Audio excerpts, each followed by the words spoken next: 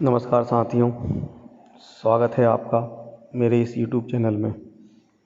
जैसा कि आप सब जानते हैं कि कोरोना संक्रमण को देखते हुए मध्य प्रदेश शिक्षा मंडल मध्य प्रदेश भोपाल द्वारा इस वर्ष हाई स्कूल 10वीं की परीक्षा आयोजित न करने का निर्णय लिया जा चुका है और इस संबंध में आदेश भी आ चुके हैं। साथ ही इस वर्ष परीक्षा परिणाम किस प्रकार तैयार किया जाएगा उस संबंध में भी निर्देश आ चुके हैं, मापदंड आ चुके हैं, जिसमें मुख्य बिंदु इस प्रकार हैं कि पहला, हम 100 अंकों का निर्धारण किस प्रकार करें। तो इसके लिए जो मापदंड हैं उसमें बताया गया है कि यदि आपके यहाँ अर्धवार्षिक या प्री बोर्ड परीक्षा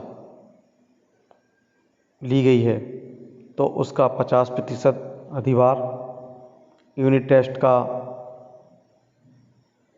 30% अधिभार और आंतरिक मूल्यांकन का 20% अधिभार, इस प्रकार आप 100 अंक का निर्धारण कर सकते हैं।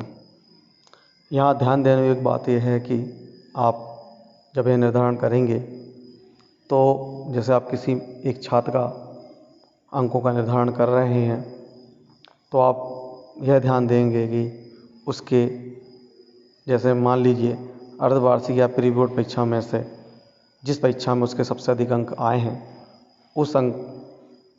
जिस परीक्षा में सबसे ज़्यादा अंक आए हैं उसको ही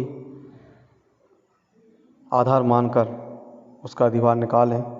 इसी प्रकार यूनिट टेस्ट, जैसे आपके यहाँ जितने भी यूनिट टेस्ट लिए गए हैं उसमें जिसमें उसके सबसे अधिक अंक आए हैं उसको ही आधार माने। इसी प्रकार इन 100 अंकों का निर्धारण आप करेंगे। दूसरी बात आती है कि हम OMR शीट में किस प्रकार अंक अंकित करेंगे।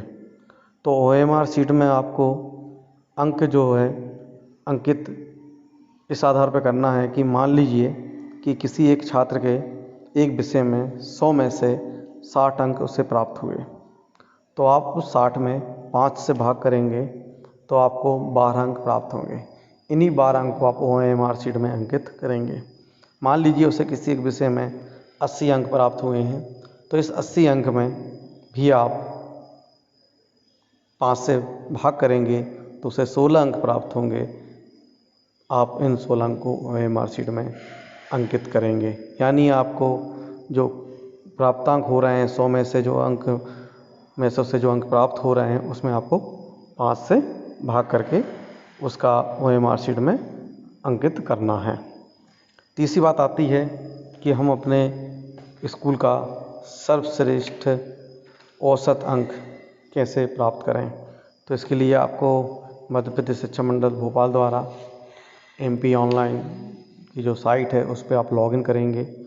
उसमें आपको तीनों वर्षों का सर्वश्रेष्ठ औसत अंक वाला जो जानकारी है वह दे दी गई है, तो आपको ज़्यादा परेशान होने की ज़रूरत नहीं है। आप लॉगिन करके यह जानकारी प्राप्त कर सकते हैं। इसमें ध्यान देने की एक बात यह है कि जब आप जो भी आपका औसत अंक सर्वश्रेष्ठ औसत अंक होगा उसको ही आप बैच मार्क अंक कहेंगे। उसमें 2% से ज़्यादा आप उसको नहीं बढ़ा सकते। इसका आप विशेष ध्यान रखें। अगली बात आती है कि हमारे यहाँ कुछ छात्रों ने, मान लीजिए आपके स्कूल में या किसी छात्र ने किसी भी परीक्षा को नहीं दिया है तो आप उसे अनुपस्थित मानकर उसे अनुत्तीर्ण मानेंगे और वह अगले सत्र पुनः इस परीक्षा में शामिल होगा। अब बात आती है छात्रों के लिए कि जो छात्र इस परीक्षा परिणाम से संतुष्ट नहीं होते, तो जो छात्र इस परीक्षा परिणाम से संतुष्ट नहीं होते हैं तो मंडल द्वारा ये कहा गया है कि आप जब परीक्षा आयोजित की जाएगी 2021 की, आप उसमें शामिल होकर इस परीक्षा को दोबारा देकर अंक प्राप्त कर सकते हैं। तो इस संबंध में आपको भविष्य में जानकारी दी जाएगी।